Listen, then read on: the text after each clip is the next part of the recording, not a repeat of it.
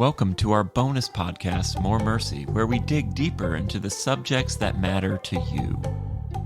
Today, I am joined by Allison Hale, the Executive Director of the Mercy Workshop. Allison, how are you doing today? I'm doing very well. It's been a wonderful day. Just got back from the gym. So it's been a great day today. In our podcast for the MercyCast, we talked about rhythms of resiliency and how sometimes rest can be a trip to the gym. And what would you tell our listeners who are sitting there and thinking, I'm tired. I don't want to go to the gym. I'm exhausted. Here's what I would say to that. I was exhausted, and you can be exhausted on your day off because you don't do anything. I think a sedentary lifestyle creates a little bit more of that fatiguey feeling and that exhausted feeling. And so I sleep better when I'm working out, or I sleep better if I take a long walk in the afternoon. I'm in a better mood. I really am. I tend to be kind of a cranky, sarcastic person, and that's all well and good unless you're a pastor's wife.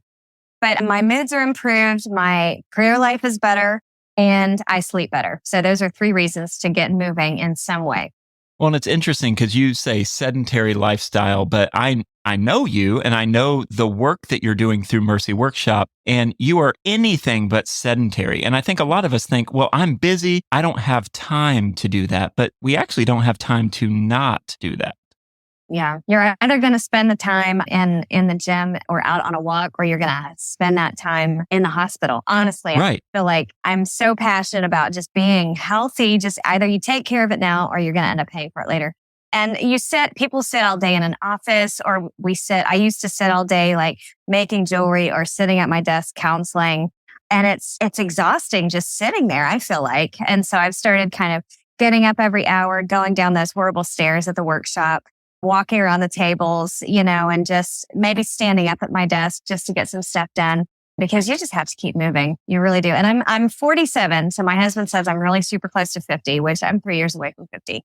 But as a woman, you start feeling it, I guess, a little bit earlier than a man, the aging process. And so listen, I'm 20 years older than all of the other people in the gym, but you have to do something or else you're going to pay for it later. Absolutely. I'm at that stage in my life, without giving my exact age, which is 44, but I think 44 is basically you take vitamins now. That's the stage of life that I'm in. And I'm taking vitamins. I really don't know what they do. I just take them. Someone said you should take these, and I'm like, milk thistle. Sounds great. Sounds great. Ashwagandha. That's what I'm on. And so I love how we have started talking about what you do by how you rest and recharge, because a lot of us, we don't start from that point. We work and we work and we work until we need a vacation. And if we think about it, if we need a vacation by the time that we get there, we've already waited too long.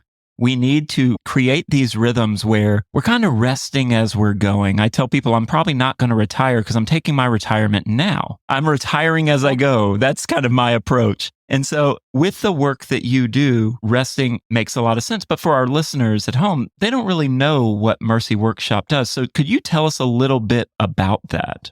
Mercy Workshop is a ministry and an organization that provides a job. In its essence, we provide a job to women who have come out of the sex trade or sexual exploitation in the Dominican Republic. We started the workshop because when we went out on the streets of San Pedro and in Juan Dolio, we were hearing the stories of the women. They all are out there. Everybody that we met those first few years that were out on the streets, everybody we met is because they didn't have the documentation or the education to work any other job. And I've said this before, a lot of people are confused by what trafficking looks like and sex trafficking looks like. So when they hear the story of our women and they call our women prostitutes. And so they say, oh, your women are there. They're out there by choice.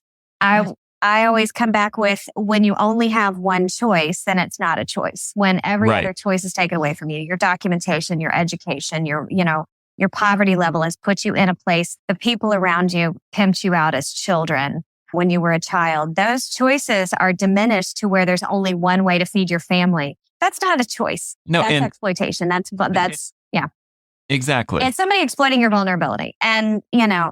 And so we provide a job for them. They come to the workshop daily from 8 to 12 to 2:30. And during that time, they're sitting there making jewelry, but we pull them off the table for counseling, for Bible study, a devotional time individually with them. They get a chance to take online classes to train. One of the women just got trained in being a nurse orderly at a hospital. We give them other options. We create more choices for them. So when they leave Mercy Workshop, they can either work in this avenue, or they can go in this direction, or they can take these classes and courses. And so Mercy Workshop provides more choices for them than they came in with. And we do it by selling jewelry. They make beautiful jewelry, and we sell the jewelry online and at church events. And that's how the ministry is sustained. And so each woman has a hand in her own rescue, in her own recovery, but she also has a hand, because she's making jewelry. She also has a hand in the recovery and transformation of other people's lives as well.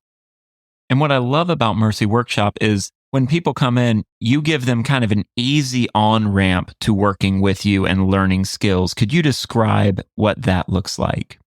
We have what we call a daily program, and we actually learned this from an organization called Hadassah's Hope in Jacksonville, Florida. We go out on the streets, and we were just out on the streets last week, and I talked to some of the women, and they know about Mercy Workshop, but they don't know what it looks like. I'm like, hey, just show up for a day. We'll give you a day's wage. We'll teach you how to make a very simple piece of jewelry. You make a day's wage. And then if you do well that day, you can decide to come back another day, and we'll tell you when to come back. And then there's also a 3-month program. Once they've come for a couple of days, and then they come for 3 months, and it's very simple. We teach them, as the very first day they join the workshop, they're taught a very simple bracelet, beads on a string.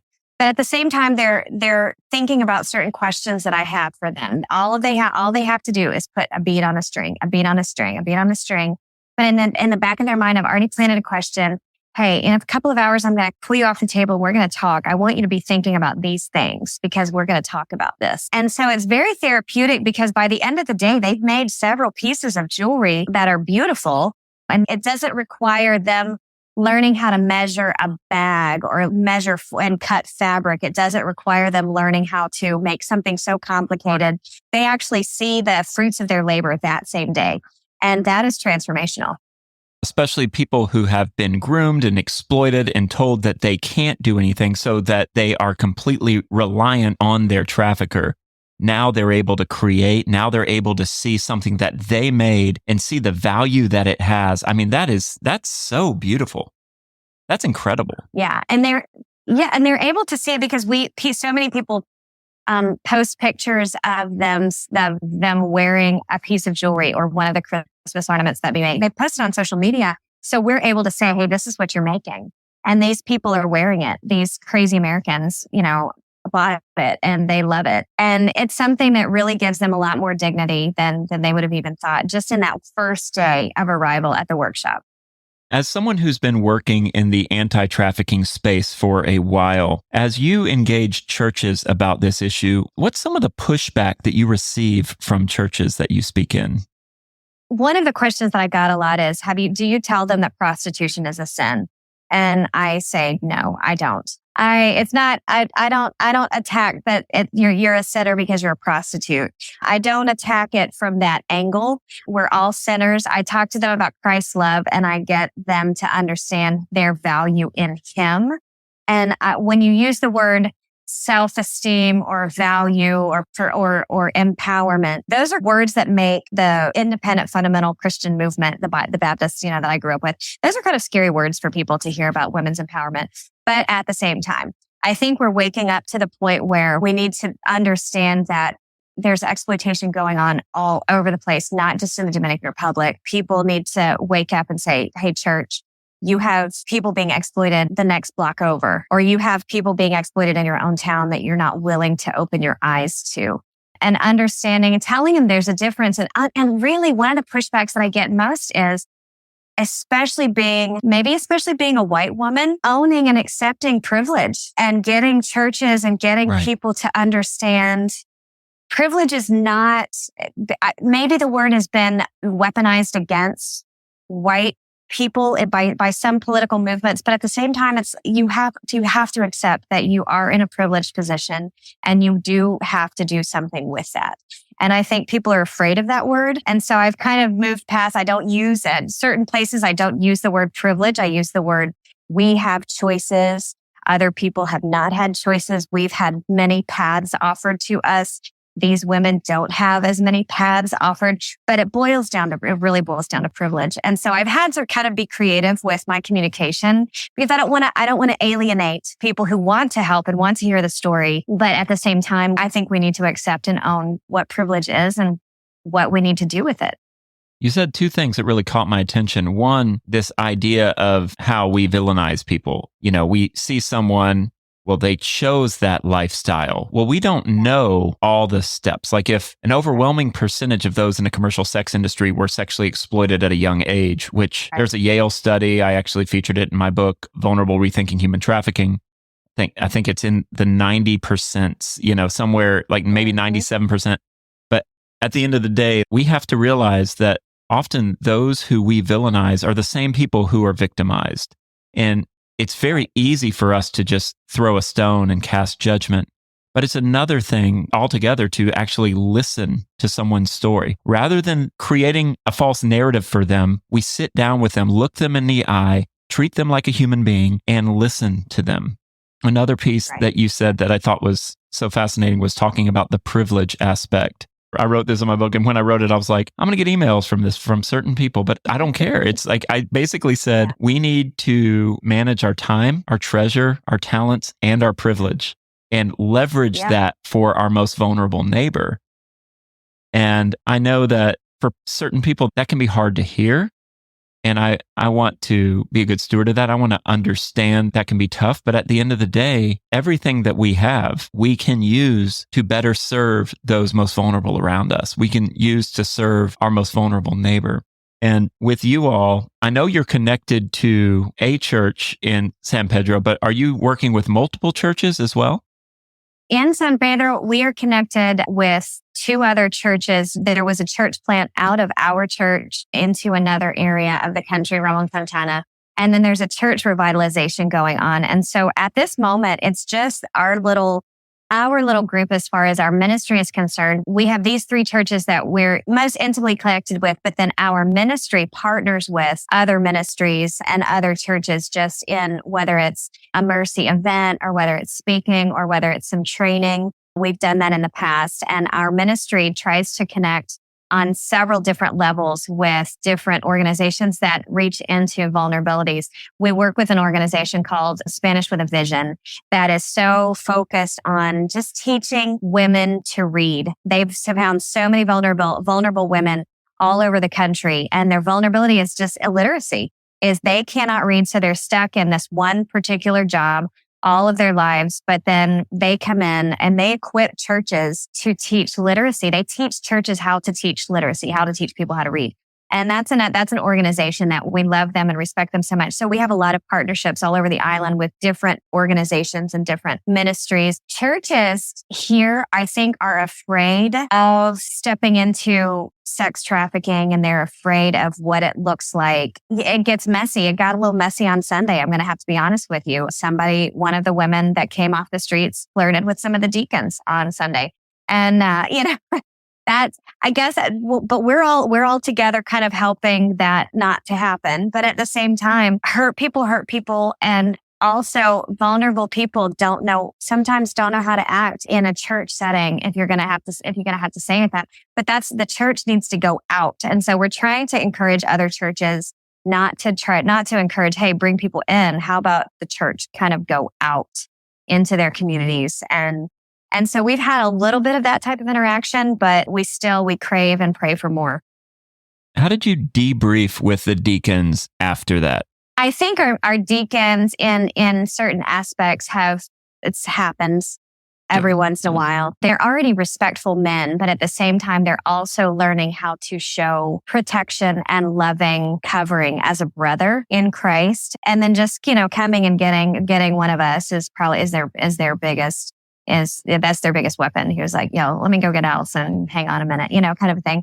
And then they recognize who they are, and they say, you know what, I want to be a loving brother in Christ. And so my husband is really trying to get that more and more into our church DNA of just protecting and covering these women in a loving way.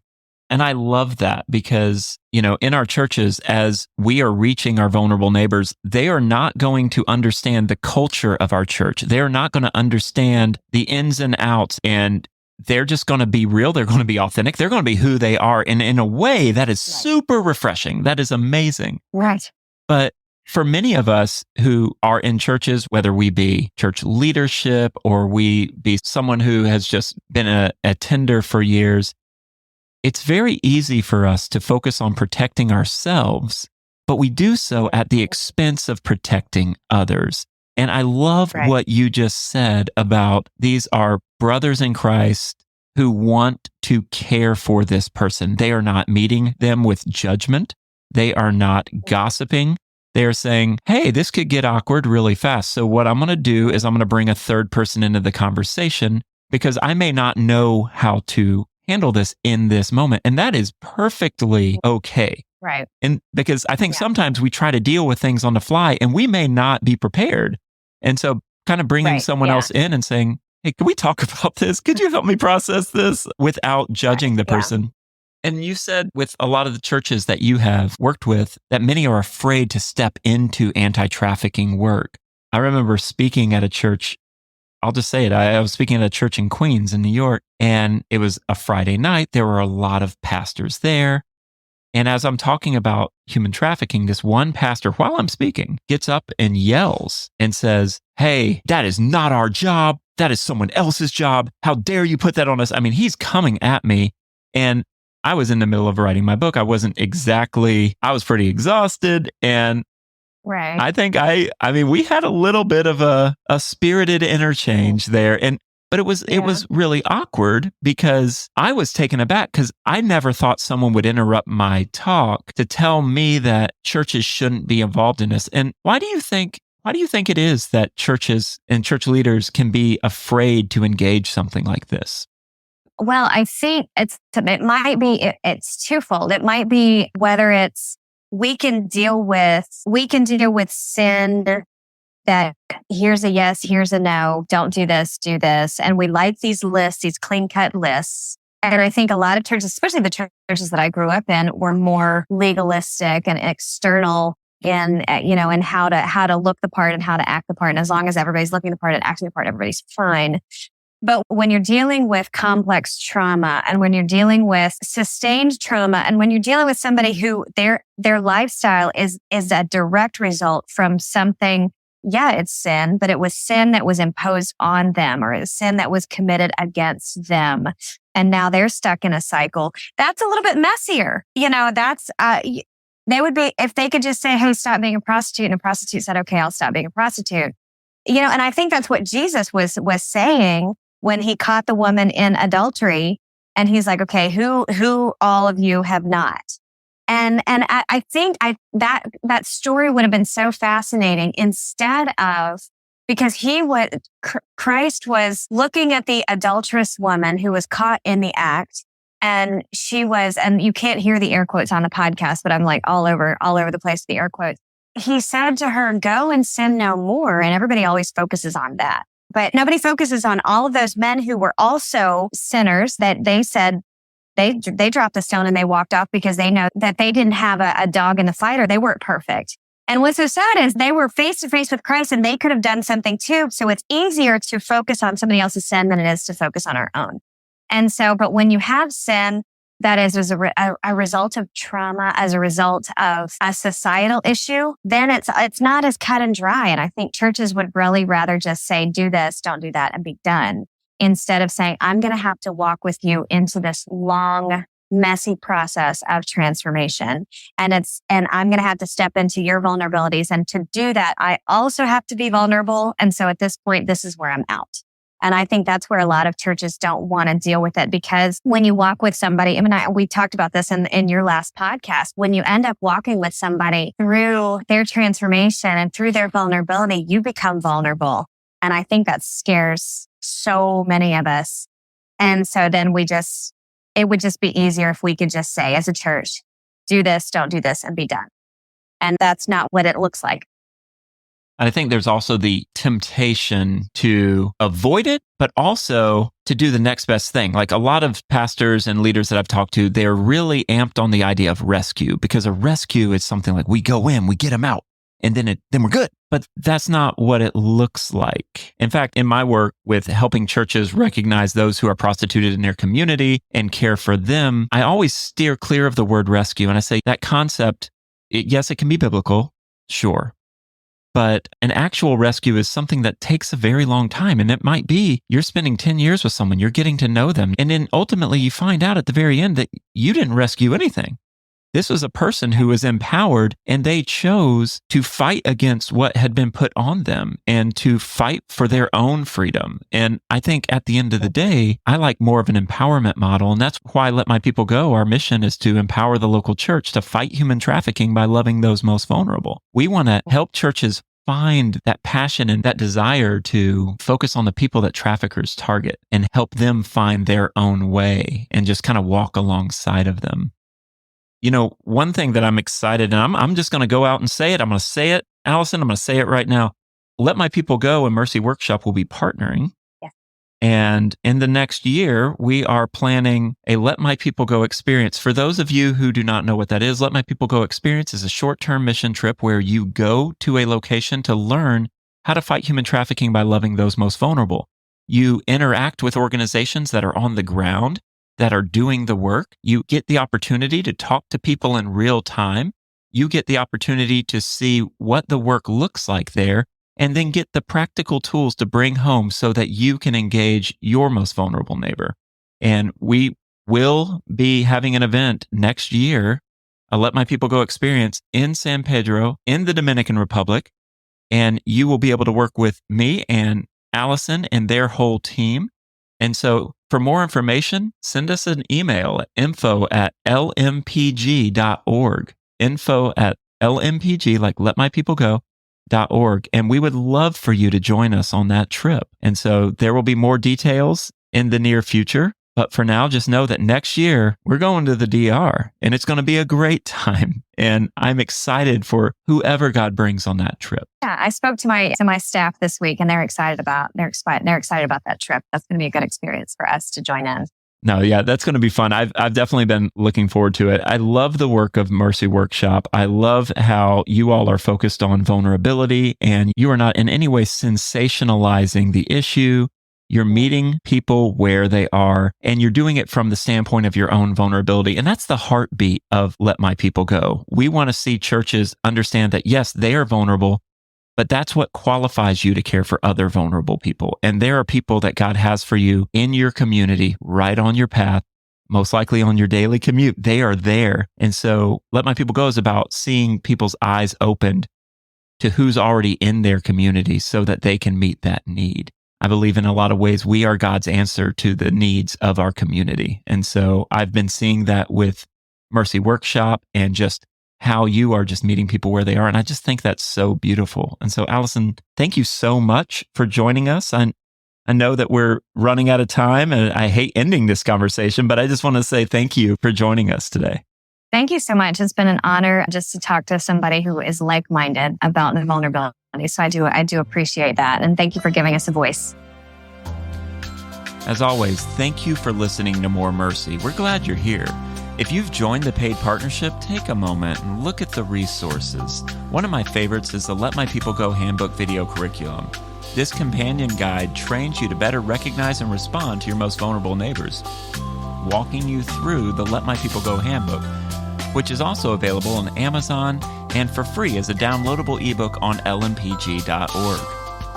Till next time, regardless of where you are, know that there is always more mercy.